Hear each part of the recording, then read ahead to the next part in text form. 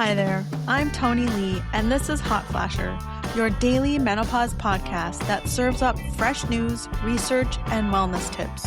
I've built a daily news pipeline to find the latest on women's health and menopause research. Allow me to introduce my co-host, Nikki, who handles the headlines. Take it away, Nikki. Thanks, Tony. We've got some interesting territory to cover today. So I came across this piece in the New York Times asking what men should know about menopause. And it got me thinking about all the conversations I've had with women who feel like they're going through this completely alone. Their partners want to help but don't know how. Or worse, they think menopause is just about hot flashes and mood swings. The article breaks down some basics that honestly everyone in your life should understand, like the fact that perimenopause can start in your 40s and last for years before your periods actually stop. That the symptoms aren't just physical. There's brain fog, sleep disruption, changes in how you handle stress. And that hormone therapy isn't the scary thing it was made out to be 20 years ago. What struck me most was this simple point. Menopause isn't a disease that needs to be cured. It's a life transition that deserves understanding and support. When your partner gets that, it changes everything. I've heard from so many women whose relationships got stronger during this time because they finally had real conversations about what was happening. And from others who felt invisible because their partners just couldn't grasp that this wasn't something they could fix with a weekend getaway or telling them to relax more. If you're struggling to get your partner on board, maybe start with the basics. Share what you're actually experiencing, not just the obvious stuff. Tell them about waking up at 3 a.m. with your brain spinning through tomorrow's to-do list.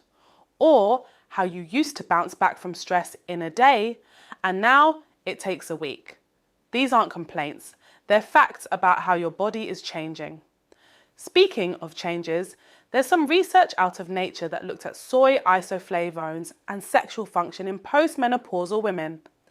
This was a systematic review, so they analysed multiple studies to see if there's actually something to all the buzz around soy supplements. The results were pretty encouraging. Women taking soy isoflavone supplements showed improvements in several areas of sexual function compared to those taking placebo. We're talking about desire, arousal, and overall satisfaction. Now, before you start loading up on soy supplements, this research looked at specific dosages, typically between 40 to 80 milligrams of isoflavones daily. That's more than you'd get from just adding some tofu to your dinner, though eating soy foods is still beneficial for other reasons. The mechanism makes sense. Soy isoflavones are phytoestrogens, plant compounds that can mimic some effects of estrogen in your body.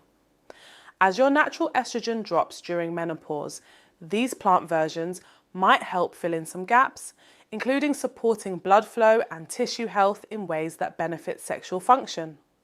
What I find interesting is that this adds to the growing evidence that plant-based approaches can be genuinely helpful for menopause symptoms. Not as powerful as hormone therapy for most women, but not nothing either. If you're curious about trying soy isoflavones, this is definitely worth discussing with your healthcare provider. They can help you figure out the right approach, especially if you're already on other treatments or have conditions like breast cancer where estrogen-like compounds need careful consideration. And speaking of sexual function, there's another study that caught my attention from the journal Menopause. Researchers followed women through the retirement transition to see how this major life change affected their sexual health. You might expect that retirement, with its potential stress about money, identity, health, would negatively impact sexual function. But that's not what they found. Sexual desire actually improved during the retirement transition.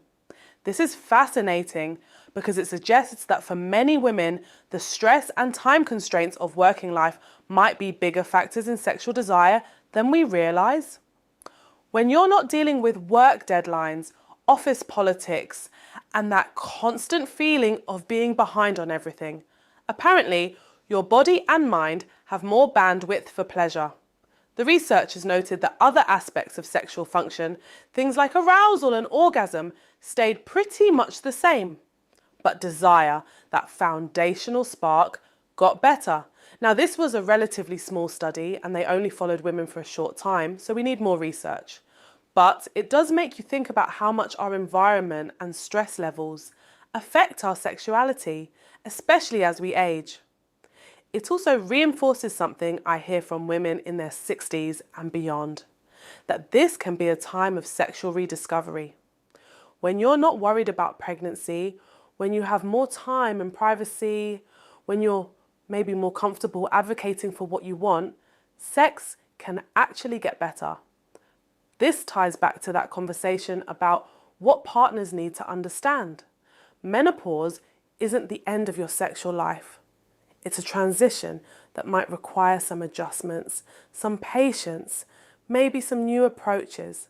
But for many women, the story gets more interesting, not less. These studies remind me that there's no single narrative about sexuality and aging. Some women find hormone therapy transforms their experience. Others discover that soy supplements make a difference. Some find that life changes like retirement create space for desire to resurface. And some realize they're actually more interested in intimacy without the pressure of sexual performance. The point is having options and information, whether that's helping your partner understand what you're going through, exploring evidence-based supplements, or recognizing that major life transitions can actually open up new possibilities. Thanks for hanging out with us this week. If you're finding these conversations helpful, hit subscribe wherever you listen so you don't miss an episode. Have a great weekend, and I'll see you Monday. That's our week. Thanks for listening to Hot Flasher. We'll be back on Monday. Have a great weekend, everyone.